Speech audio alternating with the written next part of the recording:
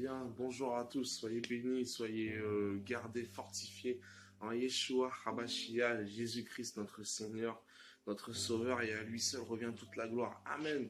Donc je vous remercie de regarder cette vidéo. Merci à frère Olivier de m'avoir suscité une nouvelle fois pour faire une deuxième vidéo à thème. Donc il y avait deux thèmes possibles, donc c'était soit en fait le thème sur les comportements en fait qui nous saoulent, hein, si je puis dire ça comme ça, chez les nouveau-nés chrétiens, ou bien sinon le thème de savoir comment concilier la vie en société et notre vie en Yeshua, notre vie en Christ. Donc moi j'ai choisi le deuxième thème parce que c'est quelque chose qui me parle beaucoup, parce que moi-même je suis né de nouveau depuis seulement quelques années, donc j'ai pas 10-15 ans de conversion. Et il a fallu vraiment une grande transition pour que je puisse vraiment passer des ténèbres à la lumière. Parce que quand Yeshua s'est révélé à moi, donc forcément, lorsque j'étais dans les ténèbres, vous savez, les ténèbres en fait, ça vient du malin. Et le malin, comme son nom l'indique, c'est le malin qui...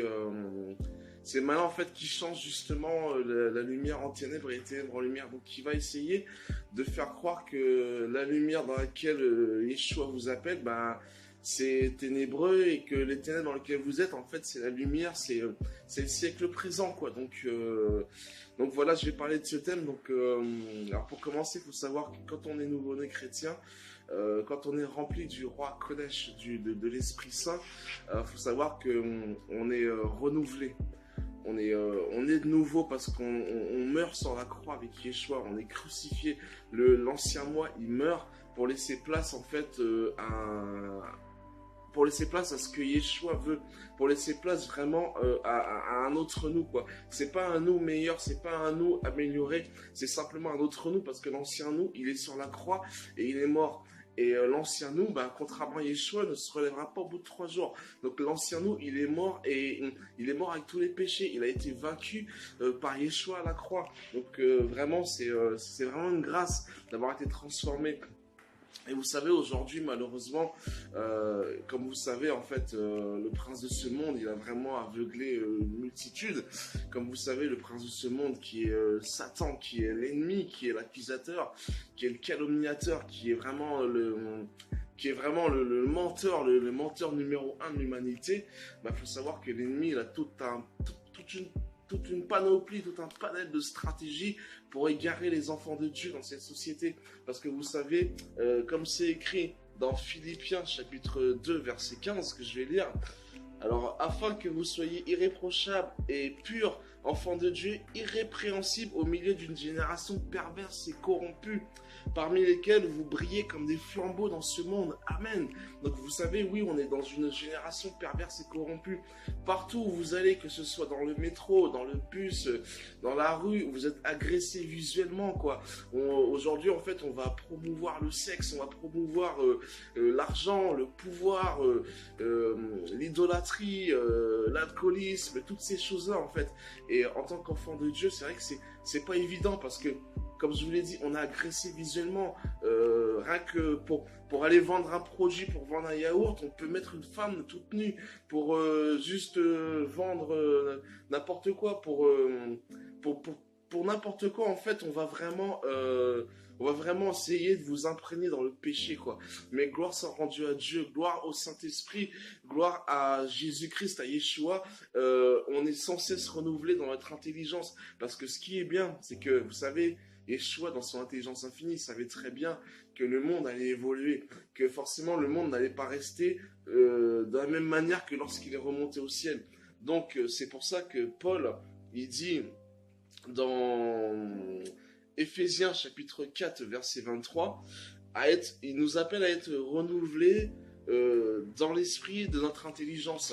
Donc en fait, il faut être renouvelé, constamment renouvelé, parce que le Saint-Esprit qui nous convainc de justice, qui nous convainc d'amour, qui nous convainc de pardon, mais aussi qui nous convainc de péché, vous savez, il y a des situations qui sont autour de nous dans cette société, mais qui ne sont pas écrits dans la Bible, parce que vous savez, justement, petite parenthèse sur les chrétiens nouveau-nés, si c'est pas écrit dans la Bible, j'ai le droit, mais c'est écrit nulle part. Où est-ce que c'est écrit que, justement, tout n'est pas écrit, donc c'est pour ça qu'il y a l'Esprit Saint. Sinon, Jésus-Christ aurait laissé les rouleaux de la Torah, et ça suffirait. Amen.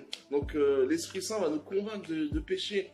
une situation qui n'est pas écrite dans la Bible, ben, vous serez convaincu, parce que tout ce qui n'est pas le fruit de conviction est péché, mais vous serez convaincu dans votre cœur, ben, ça, en fait, ça glorifie pas mon roi, ça glorifie pas mon Seigneur. Amen.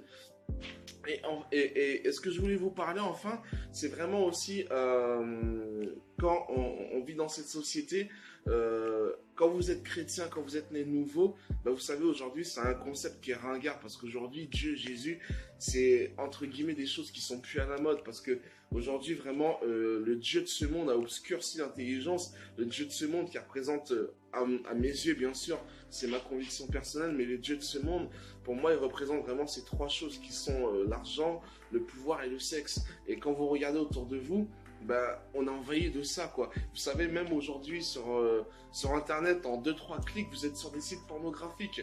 Et aujourd'hui, en fait, vous avez des gens qui sont complètement accros au jeu, qui sont accros vraiment à l'argent. Vous avez des gens, en fait, qui sont capables de vendre père et mère juste pour avoir du pouvoir. Vous voyez, et ce qui doit se passer pour nous, chrétiens, vous savez, comme c'est écrit dans 1 Corinthiens chapitre 27, comme je le disais, en fait, c'est un concept qui est démodé. Donc, vous allez paraître pour un fou religieux, vous allez paraître pour un ringard, vous allez paraître pour un attardé, pour peut-être pas un attardé, mais ce que je voulais dire, vous allez plutôt paraître pour un arriéré, voilà.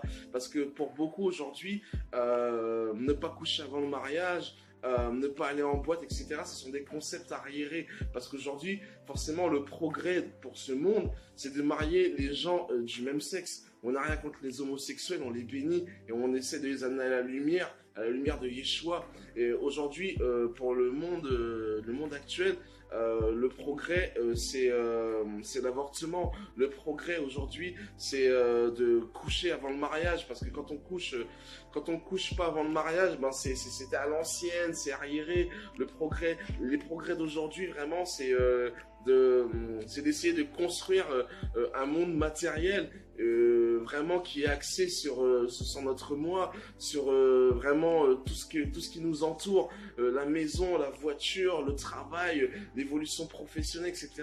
Et aujourd'hui, en fait, vraiment, le monde, il est axé sur ça. Mais gloire soit rendue à Jésus-Christ à travers le Saint-Esprit.